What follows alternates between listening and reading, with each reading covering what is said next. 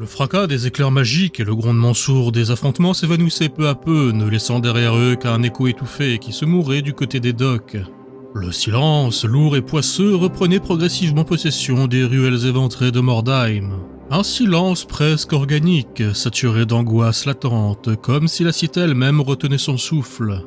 Erhard, haletant, relâcha sans ménagement le corps inerte qu'il portait, laissant Maximilian s'effondrer sur le pavage glacé. Le vieil homme n'était pas bien lourd, mais courir à travers les ruines avec un mort sur les épaules n'avait rien d'une sinécure. Et en parlant de mort, celle-ci sembla, une fois encore, rejeter Maximilian. Comme dégoûtée par ce dernier, elle le recracha dans le monde des vivants, au moment précis où ses paupières se soulevèrent dans un souffle, ses doigts tremblants tâtant le sol à la recherche de ses lunettes. « Oh, fort bien, vous revoilà !» Son ton était presque enjoué, comme s'il sortait juste d'une sieste un peu agitée. Il se redressa lentement, craquant de toutes parts, et ajusta mécaniquement ses binocles fêlés sur l'arête de son nez ensanglanté.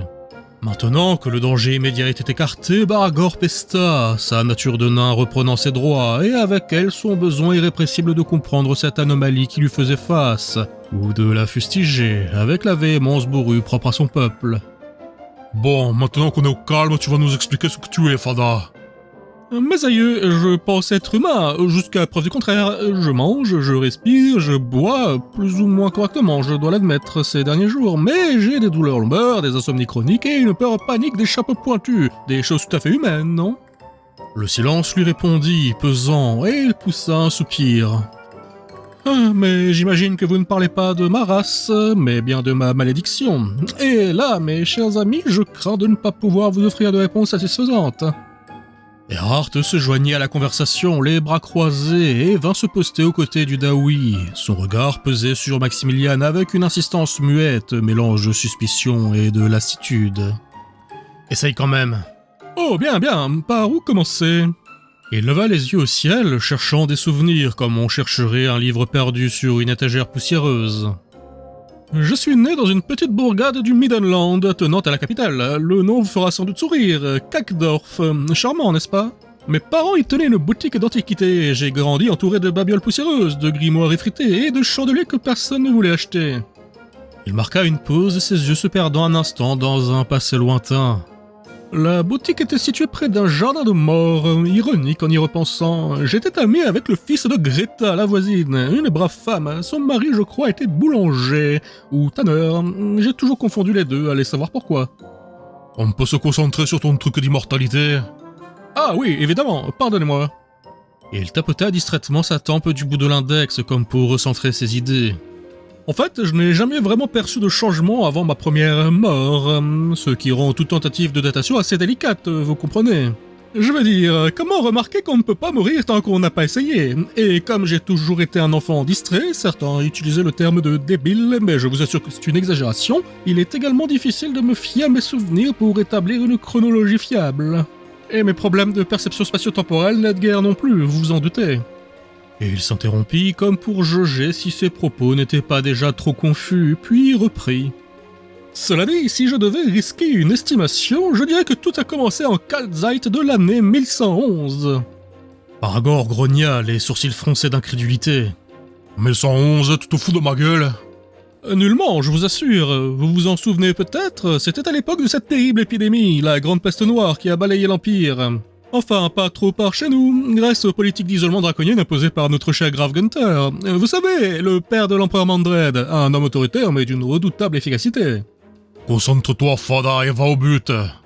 Oui, veuillez m'excuser, j'en étais où? La grande peste de 1111. Oui, exact, terrible moment. Maximilian acquiesça à sa propre affirmation en hochant lentement de la tête, l'air grave un instant. Il y a eu quelques cas à Middenheim, rien de massif, mais suffisant pour que les autorités paniquent. On nous a enjoint à nous réfugier dans les catacombes du Jardin de Mort, un endroit charmant si l'on fait abstraction des ossements et de l'humidité permanente. En tout cas, le temps que la soldatesque élimine les malades et désinfecte les rues à grands coups de bûcher, une très belle composition d'ambiance morbide et festive. Et c'est là que t'es tombé sur un artefact hérétique ou un truc du genre, j'ai bon? Aragorn gronda dans un soupir supplémentaire, déjà lassé des digressions incessantes du savant. Nullement, nullement, tout s'est déroulé normalement, sans le moindre perturbation surnaturelle. En fait, c'était même distrayant. Pour un jeune homme curieux, s'entend. J'ai passé ces journées à inventorier les fresques, étudier les inscriptions sur les stèles, observer les rites des prêtres. Un véritable paradis pour un esprit avide de savoir. Il marqua une pause, fronçant les sourcils, comme on lutte avec un souvenir fuyant. Non, non, comme je l'ai dit, c'était plutôt en Kalzeit de l'année 1124, à une semaine près. Ou peut-être bien une décennie. Non, attendez. Enfin bref. Il fit un geste vague, comme pour chasser le désordre de ses pensées, et continua. Mon précepteur, un homme aussi rigide qu'une planche de bois, mais doté d'une rigueur exemplaire, m'avait enjoint à approfondir certaines matières grâce à la lecture. Baragor gronda encore une fois, quelque chose d'inaudible en casalide, et balaya l'air d'un revers de main rageur, comme s'il tentait de dissiper la brume d'absurdité qui l'entourait. Il fit un pas pour s'éloigner, décida à laisser là cette discussion absconse, mais Erhardt lui posa une main ferme sur l'épaule, le retenant en place sans un mot. Le vieux nain maugréa, mais s'immobilisa. Pendant ce temps, Maximilian, les sourcils froncés, poursuivait sa recherche mentale, rassemblant des bribes de mémoire comme on regroupe des papiers emportés par le vent. Ah oui, c'est pour cela que je suis allé voir Camilla à Middenheim, une copiste remarquable si vous la connaissiez. Une petite échoppe discrète mais très chic et très bien tenue. Mes parents avaient de très bonnes relations avec elle, des gens adorables vraiment, je vous les présenterai si l'occasion se présente. Il s'interrompit brièvement, comme si cette idée lui semblait soudain tout à fait envisageable, puis reprit, un peu distrait. Je lui ai emprunté un ouvrage, ou peut-être que je l'ai pris sans prévenir, peut-être pas, ou alors est-ce que j'ai pensé à le prendre? Enfin, je ne m'en souviens plus, je crois. Et alors ce bouquin, il y avait quoi dedans? Aucune idée, et c'est précisément ce qui est magnifique. Ce manuscrit était rédigé dans une langue que je ne reconnaissais pas, mais que je comprenais, un peu, par fragments. La mine de Maximilian sembla s'assombrir un instant, comme s'il n'était plus tout à fait sûr de ce qu'il racontait, à contrario de son attitude habituelle d'absolue confiance en soi. Et j'ai passé plusieurs jours à tenter de le déchiffrer, négligeant totalement mes études classiques, mes exercices de rhétorique, mes leçons de calcul, des pertes tout à fait négligeables, si vous voulez mon avis. Et puis un jour, mon précepteur m'a surpris, accroupi près du puits, le nez dans mon manuscrit, absorbé. J'ai paniqué à sa vue, j'ai glissé, et je suis tombé, droit dedans, et j'y suis resté. Quoi, il ne t'a pas aidé? Il t'a laissé crever dans ton trou d'eau? Eh bien, voyez-vous, le puits était relativement profond et sec, très sec, ce qui, d'un point de vue statistique, réduisait considérablement mes chances de survie à l'impact.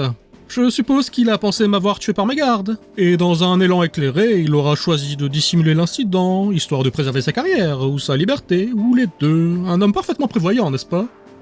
J'aurais pas utilisé ce mot-là. Quoi qu'il en soit, il avait vu juste. Je pense m'être brisé la nuque en tombant, mais je suis revenu à moi, seul dans ce puits. Et alors j'ai lu. Ou bien j'ai crié?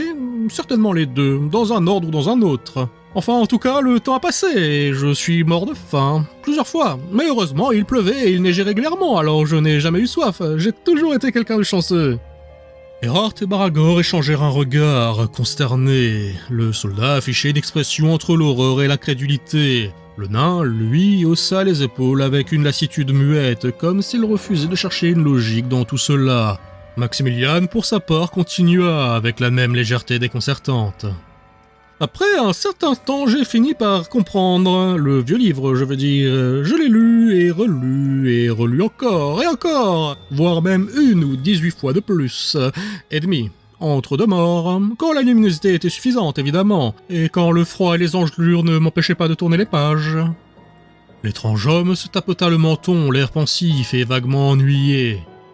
C'est tellement dommage que je ne parvienne pas à me souvenir du contenu de ce livre. J'ai beau essayer, mais à chaque fois que je force trop longtemps, je finis par dire des absurdités, et après ma concentration s'effondre, comme un soufflé au fromage ou un genou de gobelin. Ce serait vraiment dommage que ça arrive, Fada. N'est-ce pas? Il est bien mieux pour nous que je reste lucide, évidemment. Bref, ce jour-là ou un autre, le seau du puits est descendu, et là j'ai eu un éclair de génie. Je me suis dit, tiens, il doit y avoir quelqu'un au bout de la corde. Ah ouais, un vrai génie. Baragor pouffa légèrement en tapant du coude dans le flanc d'Erhardt pour l'enjoindre à rire avec lui, mais Maximilian ne prit pas ombrage de la moquerie. Oui, je sais, je suis plutôt intelligent, et j'avais raison. Bon, le pauvre homme a été un peu surpris de remonter à Maximilian au lieu d'un seau d'eau. D'après ce que j'ai compris, c'était un voyageur de passage qui espérait simplement se désaltérer. Quelle surprise ça a dû être pour lui. Bon, je l'ai invité chez moi, bien sûr, pour lui offrir à boire, mais mes parents n'étaient plus là. Regrettable. J'ai appris par la suite qu'ils étaient morts de vieillesse une dizaine d'années plus tôt. Ils n'avaient pourtant que la trentaine la dernière fois que je les ai vus, et ils étaient plutôt en bonne santé. Étrange, n'est-il pas? Et le livre, qu'est-ce qu'il est devenu? Aucune idée. Je crois que je l'ai oublié dans ce puits, ou peut-être que je ne l'ai jamais eu. C'est possible. Je sais en tout cas que je ne l'ai jamais rendu à Camélia, ce qui est tout à fait compatible avec le fait de ne l'avoir jamais possédé. Mais pourtant, je crois me souvenir qu'il contenait des recettes de cuisine, alors si ça se trouve... Mais non, je ne préfère pas m'aventurer dans des spéculations hasardeuses. Non non plus, merci pour rien, on n'est pas plus avancé sur ce que tu peux bien être. Oh, mais de rien? On ferait mieux de continuer à avancer, plus on s'éloignera des Ouscouls et des chaotiques, et mieux on se portera, mais ta vie. Je suis d'accord, et on devrait se diriger vers la cathédrale de Sigmar, là-bas. Pourquoi ce tas de cailloux plutôt qu'un autre? Si Hilda a survécu, elle s'y sera dirigée. C'était notre objectif au départ, récupérer l'orbe du démon des sœurs. Je vois, pas bête. De toute façon, vu que les docks sont occupés en ce moment, je dois mettre en pause mon idée de trouver un bateau. Alors, autant rester avec vous.